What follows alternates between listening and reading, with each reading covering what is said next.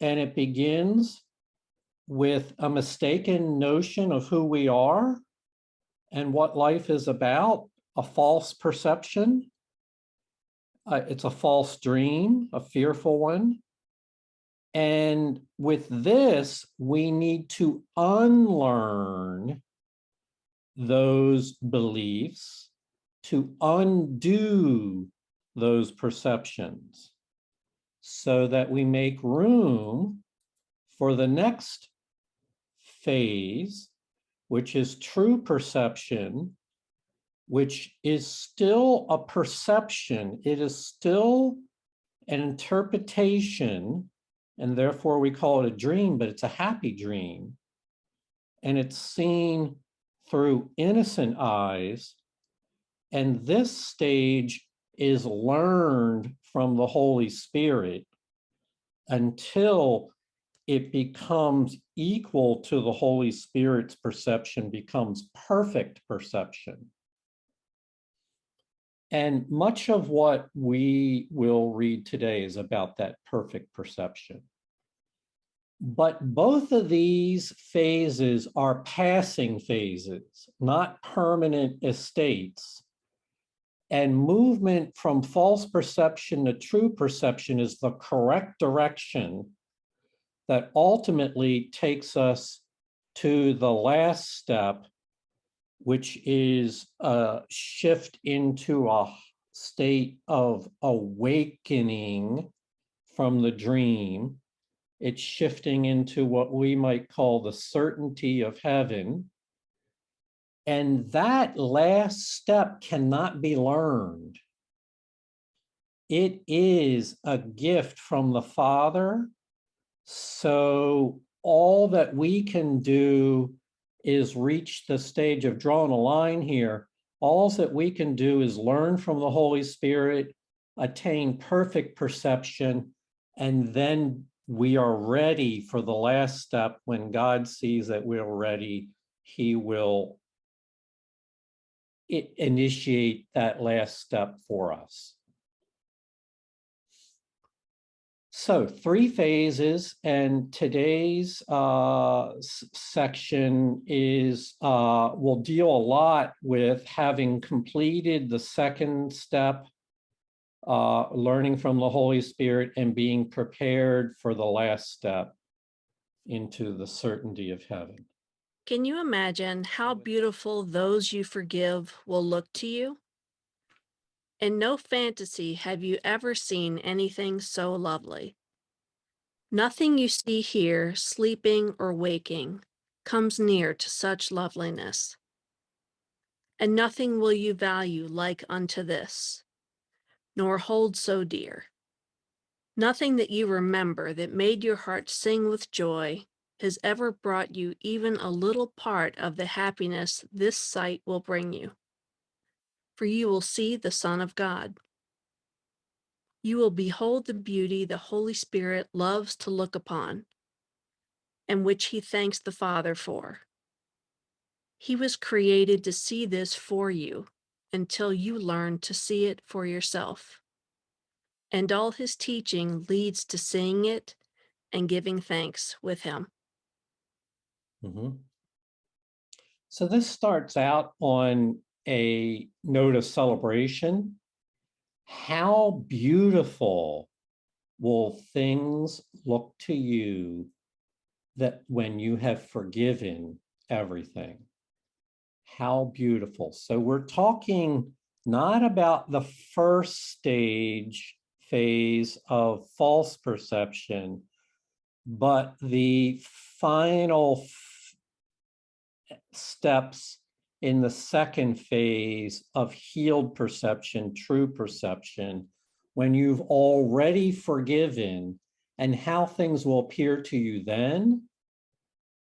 And it says, talking about what you value, nothing in this world will be so valuable to you as the way in which you perceive things when everything is forgiven. It's still the same world. Let me restate this. You're still here in time and in the body, But now your inner state is so transformed that you treasure only those things that last, those things that are part of what we'll call the real world. Those become your treasures, and all the chaos and judgments and fear and anxieties are just let go, and no big drama made of it. We just let it go by like you would in meditation, letting a thought go by. And so this brings a state of happiness where your heart sings with joy, and your sight changes to behold the beauty that the Holy Spirit looks upon. And here's an insight, if you didn't already catch this before. The Holy Spirit's very function is to see life through holy eyes, to see this world through holy eyes, so that you can learn to see this world through holy eyes yourself. She's a teacher. She sees it with holy eyes. Teach us to see it with holy eyes. So for many of you, this will be familiar already, but let me pause there and see if there's any comments. There's not a lot of volume of reading here today. It's pretty short material. So we're now, I realize not everyone lays claim to this type of seeing each hour of every day. We're not pretending that we see this way all the time, but without a vision, we perish. And so this is a vision of what the gifts are that the Holy Spirit is trying to teach us. And it's necessary that we have the vision so that we will persist in the learning needed to make that vision our own. All right, we'll go on. Julie? This loveliness is not a fantasy. It is the real world, bright and clean and new, with everything sparkling under the open sun. Nothing is hidden here, for everything has been forgiven, and there are no fantasies to hide the truth. The bridge between that world and this is so little and so easy to cross that you could not believe it is the meeting place of worlds so different. Yes, this little bridge is the strongest thing that touches on this world at all. This little step, so small it has escaped your notice, is a stride through time into eternity, beyond all ugliness, into beauty that will enchant you and will never cease to cause you wonderment at its perfection. Mm-hmm. So just a quick quiz. In as few words as possible, what is the real world? How do we experience the real world? The real world is what is seen in this world through the eyes of forgiveness. The Holy Spirit sees it already and is teaching us so that we can learn to see the real world ourselves. It's not a fantasy. It's clear in her mind already. And it's just a matter of our elevating our perception to the level of her mind so that it might become our own. And so we refer to the Holy Spirit's function as a bridge between the world of chaos and the real world. She teaches us, we start out believing in our own illusions, and take her and utilize her as a bridge to the real world. Think of it as, I really like this metaphor, a meeting place between worlds so different. She becomes that intercessor or intermediary between worlds so different.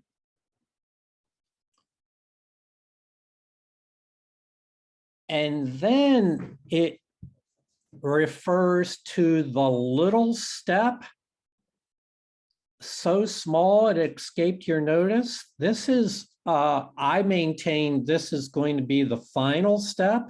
It's a stride through time into eternity. So there's the bridge, and then we get to the other side of the bridge, which is perfect perception. And then there's a little step beyond that, which takes us from an awareness of time into an awareness of eternity. This is the entrance into the completion, into certainty, into heaven. That is the stage. The last step is beyond the scope of this course because it can't be taught. You can't teach the last step.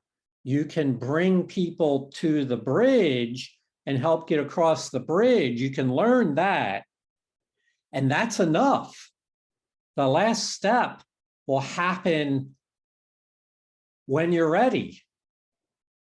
So the course doesn't have to teach the last step. It mentions it, but it can't, how you do it, it can only tell you how to get in position and be ready for it. It can't teach you how to do it. So our role is to invite the meeting place, the bridge, and be happy to continue to making progress across the bridge that the Holy Spirit provides. Julie? This step, the smallest ever taken, is still the greatest accomplishment of all in God's plan of atonement. All else is learned, but this is given, complete and wholly perfect.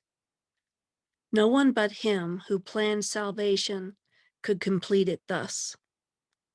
The real world, in its loveliness, you learn to reach.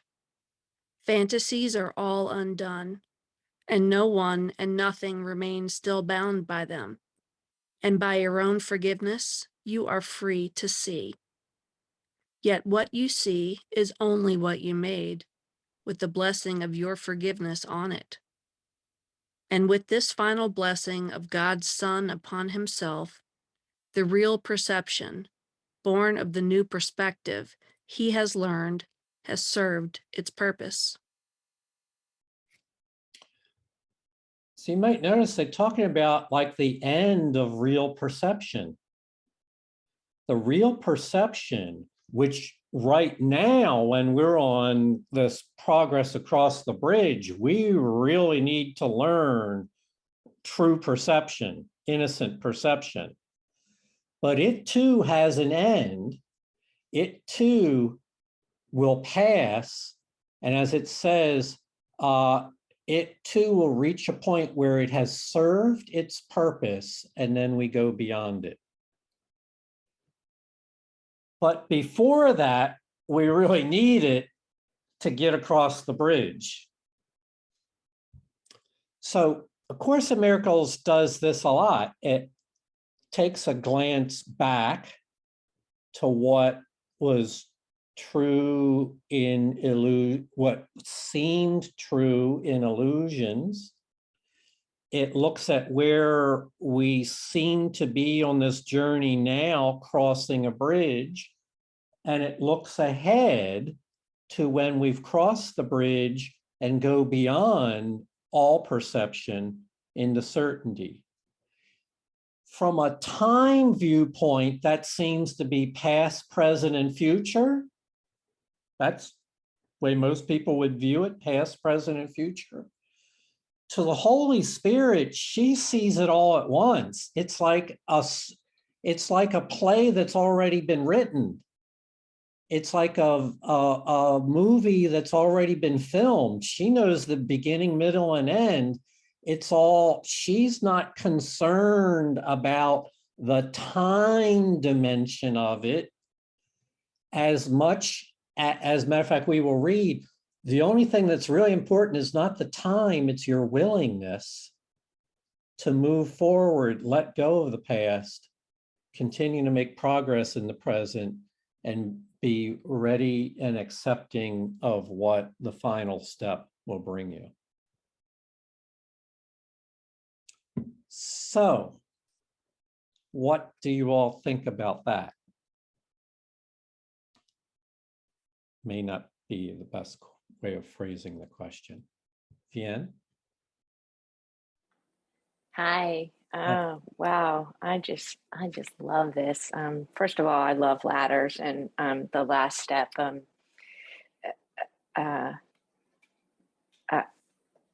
I have never heard it so beautifully explained. Jonica, thank you so much. It just went right in. I saw it all. It's just so visual with the words of the course, and then your explanation and Julie's reading. I feel absolute bliss. Like, it's so joyful, and it's only glimpses, right? Like, I'm like, oh, I see it. Wait, where'd it go? Where'd it go? Like that. It's like that feeling. And then I catch myself, driving in traffic, that typical thing, or I see, I get upset with my dog, or I get in an argument with my son, or, but I've seen it. I get glimpses. I understand I'm crossing that bridge. I understand sometimes it feels like I am on the other side, at least in my imagination, my thoughts, whatever. Like, I'm reminded, it's like, oh, do you remember? Like it's coming in and I can see it. And then, so to take this time together as a family and read about it and hear you talk about it, I just, want more. And so thank you so much. And thank you, Julie, for reading so beautifully. And yeah, I'm just feeling grateful. And I was hesitating to show you, but I make the ladder jewelry, and I had this vision of the last step. This is the prototype. It's not silvered yet, but this is it. Can you see it? So I'm going to put mine on full screen so that it comes in. So that's it. That's the last step. Yeah. That's the top of a ladder. See? Yeah. It hangs. So it would kind of go like, you can't see, but it would hang there or here. I'm working on that part. Oh, that's really great that you're working. So that's the last step. Yeah. Yeah, all of my art is themed with ladders, or at least my jewelry. And then anyway, it's not about me. I'm just sharing it because that's how much I love the last step, and that you fleshed it out for me. I just it's extra meaningful for me. I can't assume what everybody else is doing and saying and thinking, but it just feels like this is like for me today. Yes. Yeah. So thanks. Thank you. And while you were sharing that, Vienne, so miracles happen all the time when we're at the top of a ladder. Miracles are natural. There's nothing that the Holy Spirit would say or do that would keep them from happening all day long. When our consciousness is ready at the top of a ladder, miracles happen all the time. And the holy instant is a glimpse in the what's beyond the ladder. It's a glimpse into eternity, total freedom, beyond words, beyond time. So it's a glimpse of things to come. Yeah, beautiful. I really like that you're working with that. I need to send you an image from the way they portrayed this in ancient times. It's interesting. This has been around for a long time, this ladder concept. Okay, we'll go on, Julie. The stars will disappear in light, and the sun that opened up the world to beauty will vanish. Perception will be meaningless when it has been perfected, for everything that has been used for learning will have no function. Nothing will ever change. No shifts, nor shadings. No differences, no variations that made perception possible will still occur. The perception of the real world will be so short that you will barely have time to thank God for it. For God will take the last step swiftly. When you have reached the real world and have been made ready for Him. Mhm. So now we learn that when perception has been perfected, and so you can picture you're on the last step.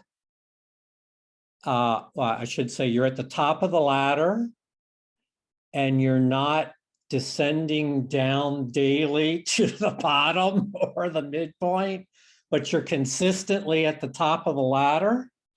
That would be perception has been perfected, meaning in your own inner world, it's steady and a habit. Then we learn that the time we spend there at the top of the ladder, Vienne, is very short. It comes quickly that the last step comes swiftly after you have reached the real world and been made ready for Him.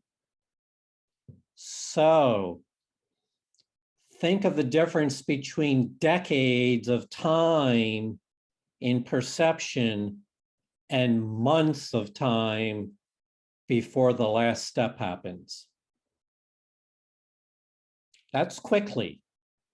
Months compared to decades. How many months in one decade? 120 months in one decade. So several decades really adds up. And then just a couple months, I won't say how many months, and then just measured in months comes quickly after that. You'll barely have time to thank God for it. It will be so short during that time. And so, Vienne, this is full-time miracle working. That time is, miracles are not full-time miracles. We're talking about when perception has been perfected.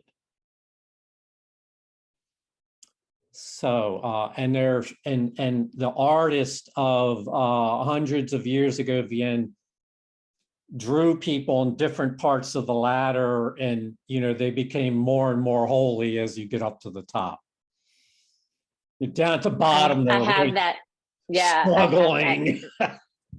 I have just about every reference to ladders in art, but I'm open Yeah. to any because they're in my sketchbook and everything, and they do Yeah. inspire me so much. Yeah, yeah.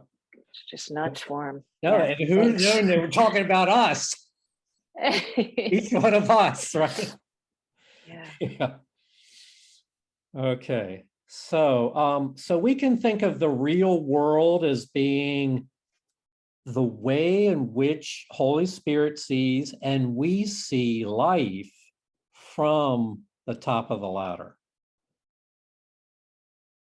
All right, we'll go on. Julie? The real world is attained simply by the complete forgiveness of the old, the world you see without forgiveness. The great transformer of perception will undertake with you the careful searching of the mind that made this world, and uncover to you the seeming reasons for your making it. In the light of the real reason that He brings, as you follow Him, He will show you that there is no reason here at all. Each spot His reason touches grows alive with beauty, and what seemed ugly in the darkness of your lack of reason is suddenly released to loveliness. Not even what the Son of God made in insanity could be without a hidden spark of beauty that gentleness could release. Mhm. So what are they talking about here? So each person has in their own mind this is in the ego state, an explanation for why they feel the way they do, believe the things they believe. It's what I call a narrative or a story. This is who I am. This is how I got to be this way. And to the ego, it's a set of reasons that help you to explain your situation. None of that makes any sense in the Holy Spirit's mind. It's only an effort for the ego to explain itself. And as we climb the ladder, we learn to drop all that story. We learn that those reasons make no sense, never made any sense. Not only does my reasoning not make sense, but neither does the reasoning of somebody else who's got their own story make any sense. So we don't need to attack those stories. We just need to let them go as not being of any value.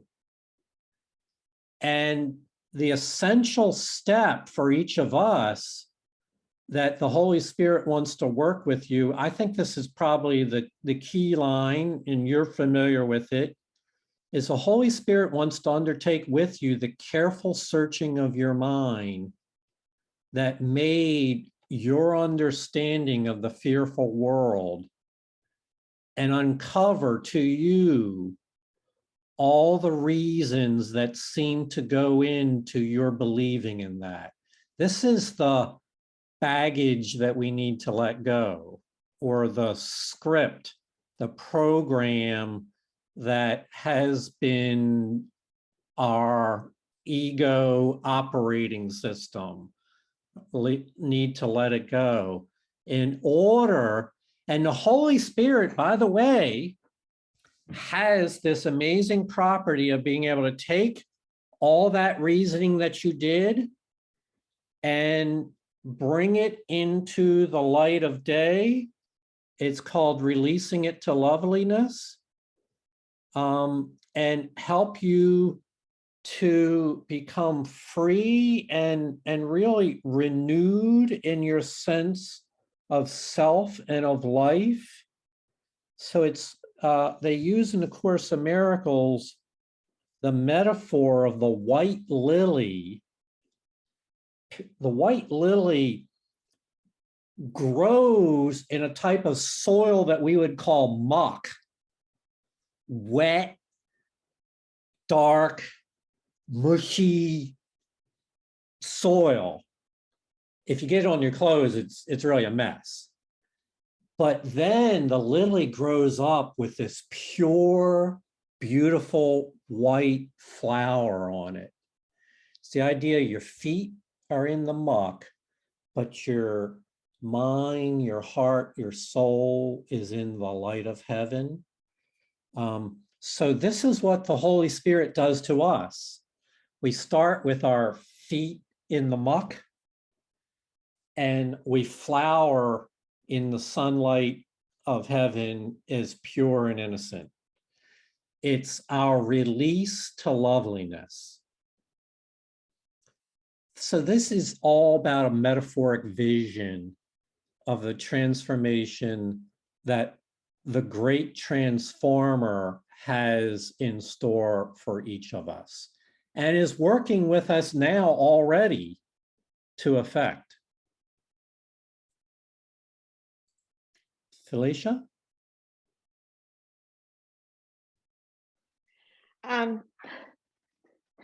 Okay, so if I can share this without too much emotion. It's ever since Thanksgiving morning, I've been like, first, let me say this first, is thanks so much for the class, Jonica, and being here today, because always when I go to the course, it helps. And this has helped me today, and it always does, but I've been going back to the muck all weekend. I have a dear friend that on Thanksgiving morning, she lost her husband to a heart attack. And I have just like went, and I know it's ego, but the sympathy, the sadness for her, it's just been like a weight that I have not been able to shake. So I feel like, you know, that I got, I stepped back. I felt like I was okay. I'm in the process of crossing the bridge. I'm on the edge of the bridge, not on the other side, but at least I'm on the bridge. It doesn't matter where I'm on it. I'm just on it. And, but I took a step completely off and just could not seem to shake the heaviness. And, just, it really doesn't, because it's not about forgiveness, and that's what we're talking about today. But it's just about going and allowing the Holy Spirit to give me what I need, and to be able to always stay in that connection, and not listen to the other side of, oh, I'm so sorry for her. I know she's hurting and I feel her pain, which is all humanist things. And it's hard. It's really hard to not be human sometimes, you know? And you know, and then the holidays, you know, affect me otherwise too, because of my loss that I've had. And you know, I wasn't going to share this today, but I just felt the need that, you know, I need to, because I need to help let it go. And you know, I've been praying for her, for her to be able to accept, you know, God's will, you know, and because I know there's a reason, and to relieve her sadness, and to be there for in whatever that way that she needs me to be there. You know, because we're still here. We're still here. You know, I mean, I'd like to stay at, it's a bad way of putting it, but with my head in the clouds, but I can't always be happy, joyous, and free. And, but I can at least know that there is peace in everything, you know. So I don't know. I guess that's all I want to say. Thank you, Felicia. We honor your humanness and your compassion and your sympathy and your love and your heart. It's part of your loveliness, Felicia. We honor all that, and it's still quite a shock to have something like that happen so quickly. It takes time before we can regain our balance. Yeah, you know, I know for him, it's like, yay, you know, I know he's gone. I know he's gone. It's this her loss, that of what she's, you know, that what she's going to go through. And you know, I just pray that she goes the way she needs to go. The sooner the better, you know. And you know, I just hope that I can be what I'm supposed to be for her. Yes. You know. That there's some lessons right there is how you can be there for her and help bring your strength to her. Yeah. Thank you for sharing that.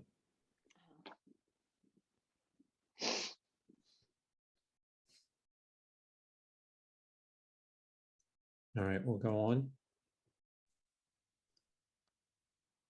So, what does that all mean?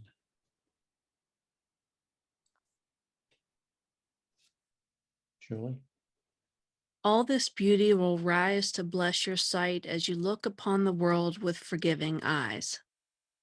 For forgiveness literally transforms vision and lets you see the real world reaching quietly and gently across chaos, removing all illusions that had twisted your perception and fixed it on the past.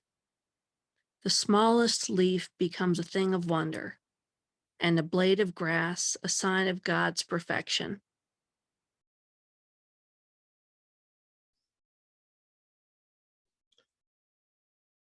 So,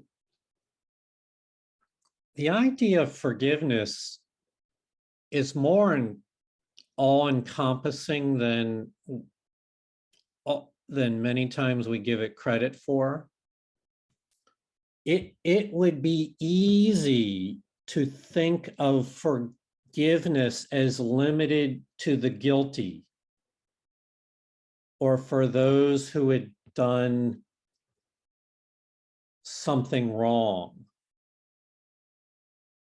But forgiveness can be applied to all thoughts and feelings of any nature that tie us to the past, that twist our perception and fix our understanding on the past. It need not be in any way limited to the things that we judge to be bad or wrong. It's the entire worldview of separation that needs to be forgiven. And that includes, where are we after our bodies die? Where is this man now? Is he somewhere else from us? Or is his soul still with us? And so these are matters that the Holy Spirit can heal. No human words bring about the healing, but Holy Spirit is the great transformer of perception. And no matter what the topic might be, she has within her reservoir of cosmic understanding a new perception. It's a way of blessing your sight as you look upon this world only with forgiving eyes, with eyes that are not based upon the way you thought the world was, but eyes that are based upon the perception Holy Spirit has taught us.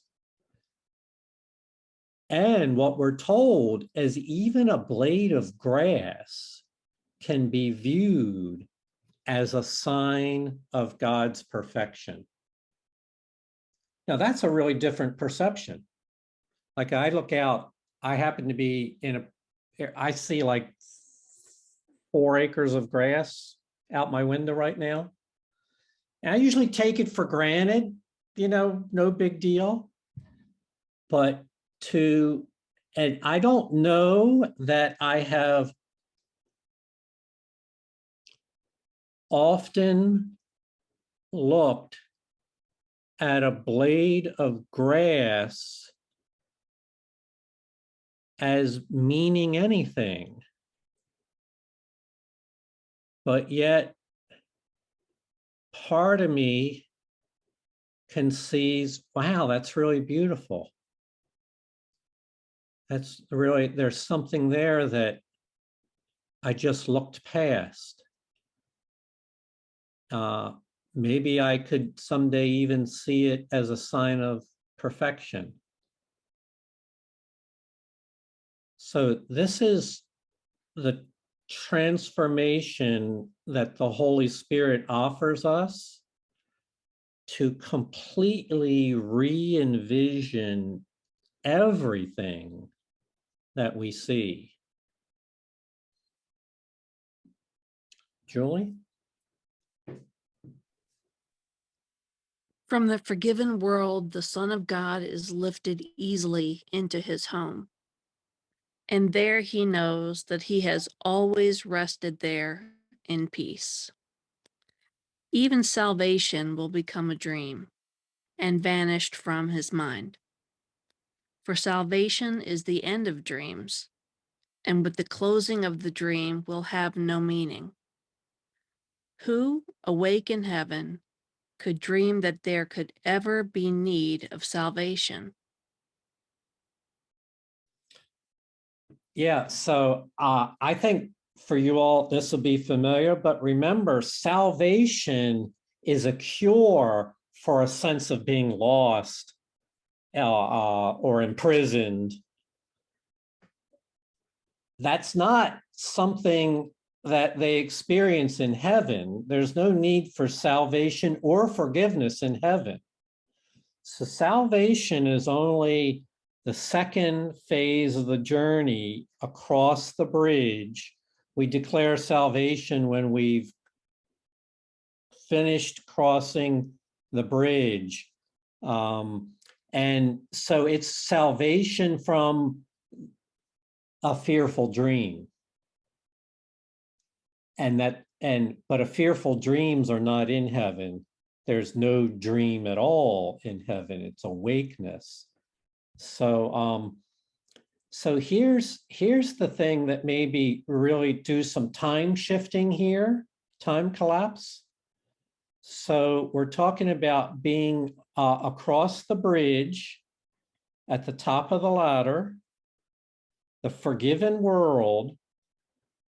From there, you are lifted easily into your home. And having arrived at home, you know that you have always been there in peace. This is a time shift. Your pure spirit being has never left home. It's only the illusion of the mind that thinks that it has descended into chaos and muck, hell, etc., fear. But your spirit is still resting at home, metaphorically, in the arms of God. Has never left. It has all.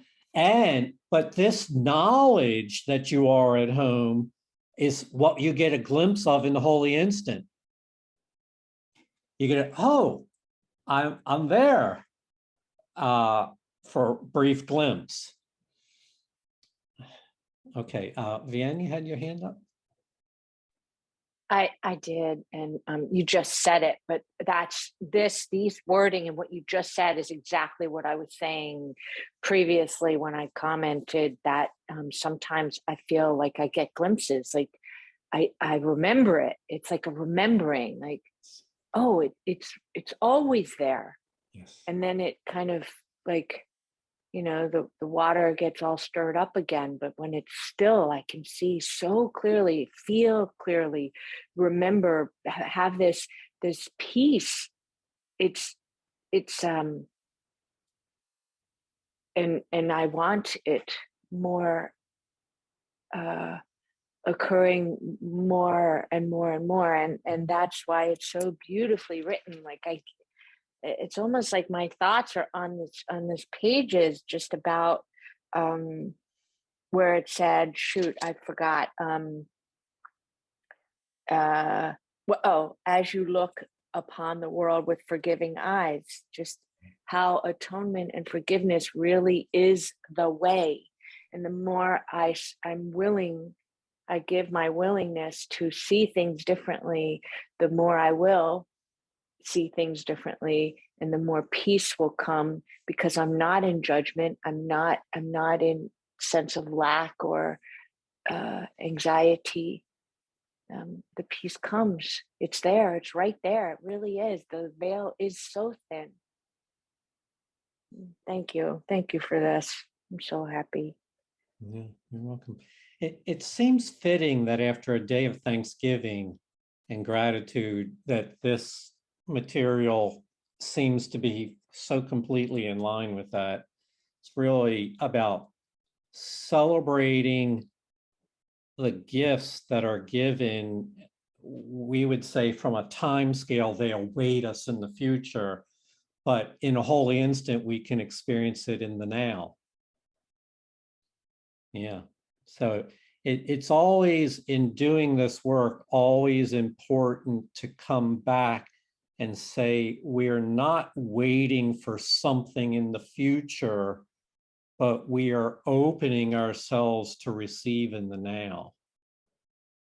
And that has to be learned. Or receiving the gifts of heaven is not natural to the ego. Is not something the ego, it's an opening of our heart and soul to something that we don't fully understand, but the Holy Spirit understands it, and that's all that we need. Okay, so Felicia? I wanted to comment on the sentence that you put there at the bottom. On the light within each of us, our spirit being has never left the divine union. And then I want to go back to the blades of grass and the beauty, seeing the beauty in the blades of grass. And I feel like I was always able to see beauty in nature and that kind of thing. And and I always had a compassion for animals and sentient beings, or how God took care. They always had a place to sleep, or they always had a place to get in out of the weather or the rain or whatever. But I'm telling myself now, because I had a problem with people. It's like, well, they have a choice.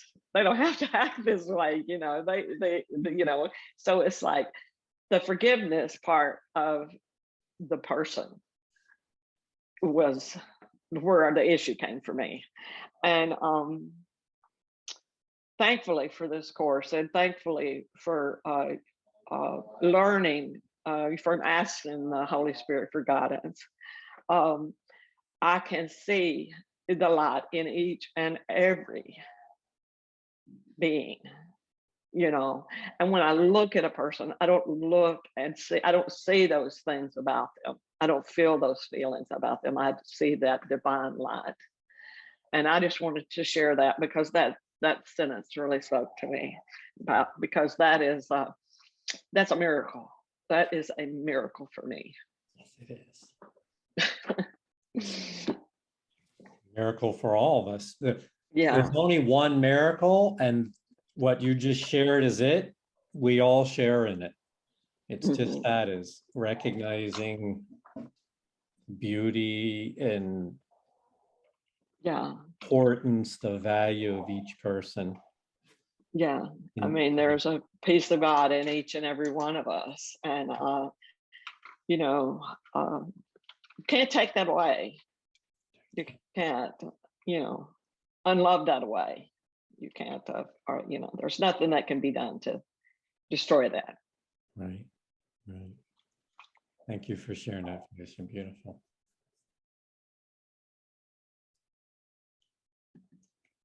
All right, this is our last reading paragraph, and then I have a review at the end. How much do you want salvation? It will give you the real world, trembling with readiness to be given you. The eagerness of the Holy Spirit to give you this is so intense, he would not wait, although he waits in patience. Meet his patience with your impatience at delay in meeting him. Go out in gladness to meet with your Redeemer and walk with him in trust out of this world and into the real world of beauty and forgiveness. Yeah, so there's the form that they're talking about in this paragraph has to do with patience and impatience, but this can be applied in a general way to every one of us on our journey across this bridge. So impatience comes clearly from our lower self that's impatient and in a hurry and unforgiving and afraid.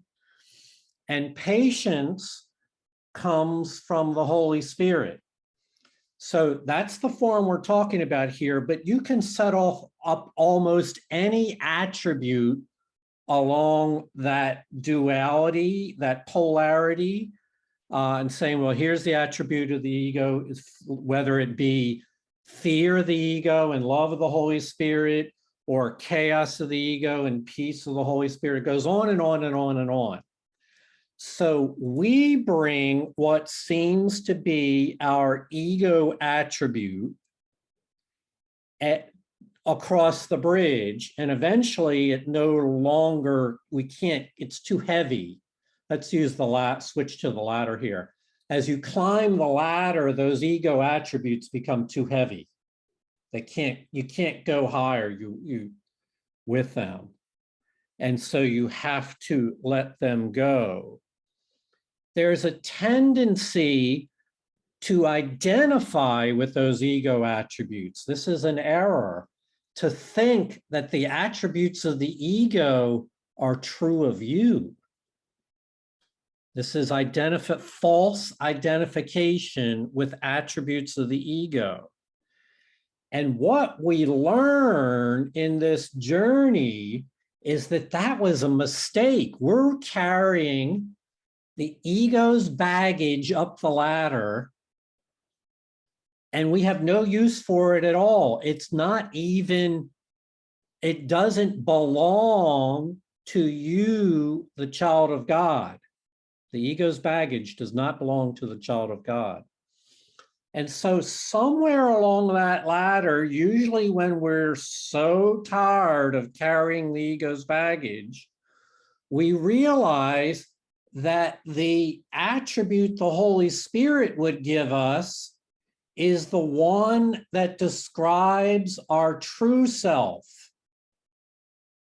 That the truth about who we've always been is already known to the Holy Spirit, and she's inviting us to drop that ego baggage and instead assume the attributes that she would impart, which will lift us up, which are not heavy, but which are uplifting. And so the way they say it here, this is a directive. Meet his patience, Holy Spirit's patience, with your impatience at delay in meeting him. So there's a meeting point, and a lot of times it comes when we're just ready to give up, because this ego stuff is just no longer tolerable anymore. You can't tolerate the lack of love of the ego, ready to give it up. And at that point, you are entirely willing to surrender, let go of the ego attributes, and accept the truth that the Holy Spirit has always known. Accept that as your truth. And we read earlier here about how the Holy Spirit would undertake with you the careful searching of the mind that made this world and uncover all the strange beliefs that we tell ourselves. Uncover all those strange beliefs and literally laugh at them as silly notions to describe who we are. There's no value in them. And so getting to this meeting place where you meet your ego contribution with the Holy Spirit's contribution, that meeting place is where the action happens. That's where the healing occurs. Because as long as you're comfortable carrying your ego attribute, which the lie that you tell yourself about the ego, as long as you remain comfortable in that, you're going to continue to carry it. It's when you get uncomfortable with it that you're willing to turn to the Holy Spirit and say, I can't carry this anymore. I'm ready to let go. So, and that's where the healing happens, at the meeting place there. And we'll illustrate that in various images and pictures as we go forward, because that's where we want to, in one way or another, every day would be the right day for you to come to the meeting place. Even if it's about something small, seeming little, but every day to meet the Holy Spirit and say, I'm willing to peel away these lies about me in order to be filled with the truth. Vian? I want to share something with you. It's the word, one of the most powerful words for me, and I want to share it because maybe it will be for you. Is the word let. It's an amazing word. I contemplate that word when I'm in the middle of anxiety or sadness, and it's just like, oh yeah, let. It's almost like I literally am thinking about getting in a statue, because it's incredible. Let. And it becomes before let go. Let God. That's also a very powerful thing. So really, it's the letting that's a precursor to the experience of peace. Let. If I let it be, if I, let comes before let it be, let comes before let go, let God. It is a powerful word. Let. I even like the way it sounds. Like, I just love it. And I love thinking about it. It's something, it has some kind of power, like this course does for me, is that word. So I'm sharing it with my sweet family. Speaking words of wisdom. Mm-hmm. Let it be. Right? Let Yeah. Right on. Yep. There you go. Yeah, that too. That's a great, mighty song. That's very soul stirring. Yeah. Thank you for sharing that. Beautiful. Yeah, Vian, you're illustrating how all of a sudden things that we might have never paid attention to now have a rich meaning that has to do with this journey and the beauty of allowing and accepting the gifts of heaven in. Look, and folded inside a word that before we might have dismissed as just three-letter word. Now it has a richness. This is where we talked about or illustrated a blade of grass carries the perfection of God. A word such as let contains within it the implications for our whole journey of allowing God in. Simple things become, from the inner vision, things that seemed very ordinary are now seen through transformed, forgiving eyes as having properties that remind us of creation and of God. So you just illustrated that, Vian, how vision transforms. Thank you.